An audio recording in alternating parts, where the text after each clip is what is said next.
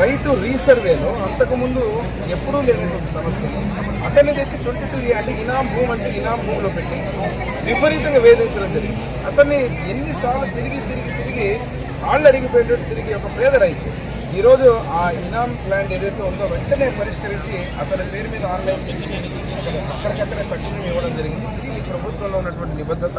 ఈరోజు ఇంకో విషయం కూడా చెప్తున్నా, ఈ రికార్డ్స్ కూడా గత ప్రభుత్వంలో లాగా ఈ రికార్డ్స్ ఏదైతే ఒక్కసారి డిజిటలైజ్ చేసిన తర్వాత బ్లాక్ చైన్ టెక్నాలజీని ఉపయోగించి ఈరోజు ముఖ్యమంత్రి వర్యులు ఏ ఒక్క రికార్డును కూడా భవిష్యత్తులో ఎవరు కూడా ట్యాంపర్ చేయలేదు. ఏ అధికారి కావచ్చు, ఏ ఎమ్మెల్యే కావచ్చు, ఏ మంత్రి కావచ్చు, ఏ ముఖ్యమంత్రిగా ఉన్నటువంటి వ్యక్తులు కావచ్చు.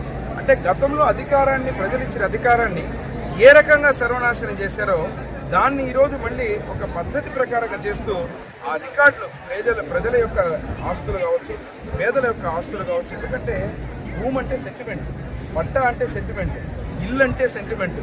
ఈ రకంగా మధ్యతరగతి కుటుంబీకులు కావచ్చు, పేద రైతులు కావచ్చు, పేదలు కావచ్చు, బడుగు బలహీన వర్గాలు, ఎస్సీ ఎస్టీ మైనారిటీలు కావచ్చు, ఏ కులమైన అగ్రవర్ణాలు కావచ్చు, ప్రతి ఒక్కరికి సెంటిమెంట్ అయినటువంటి ఈ భూమికి సంబంధించిన దాంట్లో బ్లాక్ చైన్ టెక్నాలజీ ఉపయోగించి శాశ్వతంగా ఈరోజు ఎవరు ఇబ్బంది పెట్టకుండా ఈ యొక్క చర్యలన్నీ తీసుకున్నందుకు నేను ముఖ్యమంత్రి వాళ్ళకు చంద్రబాబు నాయుడు గారికి ప్రత్యేక ధన్యవాదాలు తెలియజేస్తున్నాను.